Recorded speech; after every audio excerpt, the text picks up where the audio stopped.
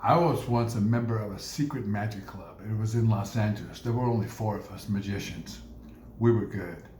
Once a month we'd meet, and once a month one of us would challenge the others with a magic trick we'd never seen before. That was very difficult. I remember one time when one guy said, "All right, everybody pick up a deck of cards. Now I'm going to have you shuffle them, but not the way you used to shuffle them, because I know you guys. You're going to find out where those cards are. You're going to shuffle it away that's really going to be shuffled."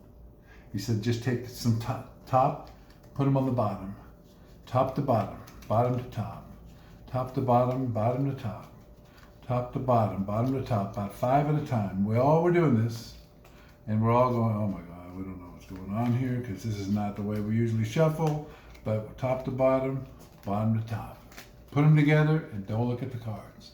Now here's the deal, gentlemen, he said.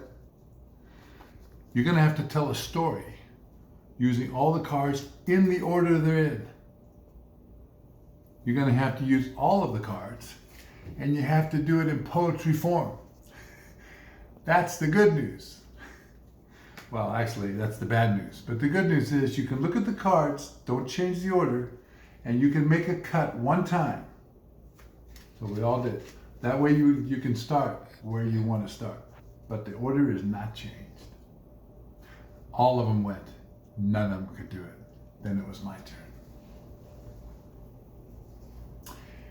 And I said this.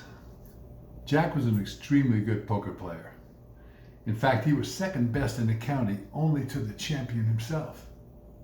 This is a story about Jack, told by Jack himself to me, about a time that he found himself in a poker game against that very foe who he had never beaten. This is Jack telling me the story. I was sitting at a table in a pub downtown when two redheads inquired, "Do you mind if we sit down?" I took another sip from my microbrew, and two brunettes arrived, and I let them sit there too, and I said, "Hey, Jack's the name," and I started to pack. When the redhead said, "Are you a poker player, Jack? 'Cause there's a game tonight at 6, 7, 3 king, and a $25 cover charge is all you gotta bring." I said, "I've been known to play some poker, so I guess I'm gonna go. And for just a $25 cover charge, well, how can I say no?" My cell phone rang, and I said, "Hey, it's Jack. Hello?" He said, "Jack, this is your buddy Bob. What you doing, bro?" I said, "Not too much. What are you doing tonight? Because I heard there's a poker game at a new and different site. It's at 7 something on King Street. And if you're game to play tonight, that's where we're going to meet." Well, that redhead interrupted and said, No. The place you're going to meet is at 673, and that is on King Street." I said, "Sorry, Bob. It's at 673 King, and a $25 cover charge is all you got to bring."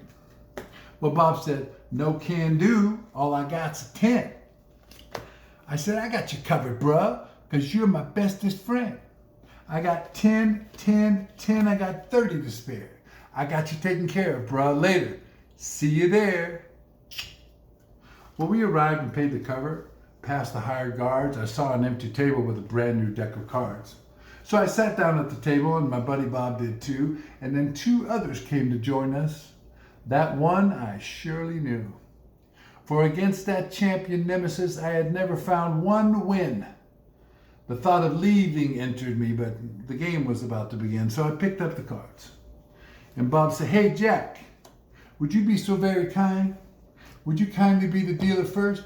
That is, if you don't mind." Well, my foe said, hold it. Just wait a minute there. I'd like to give that deck a cut to make sure this game is fair." Well, I gave each man his 5 cards. That is the dealer's job. And after they looked them over, I turned and looked at Bob. I said, "Bob, how many cards would you like?" Bob said, "None, Jack. I think I'm fine. I kind of like this hand I have. I'll keep these cards of mine."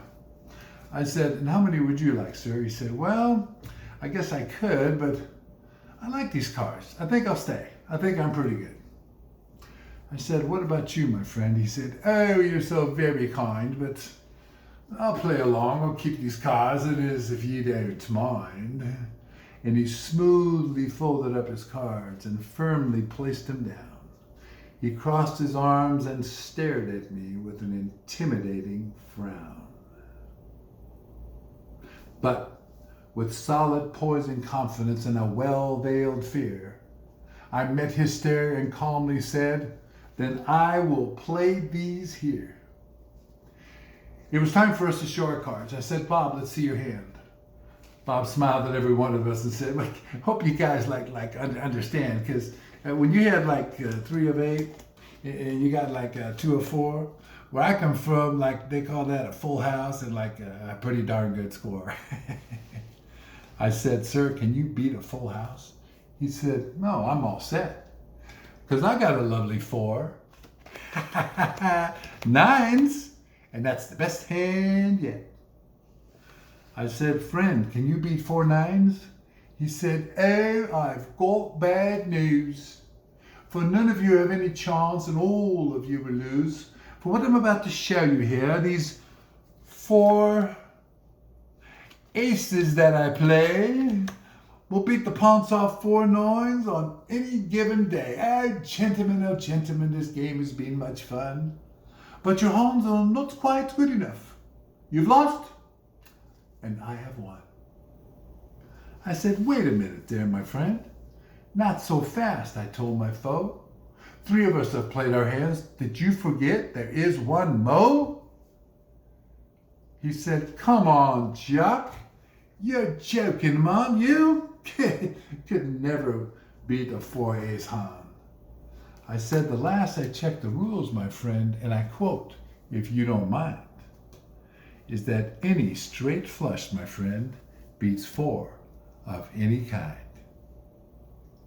Gotcha.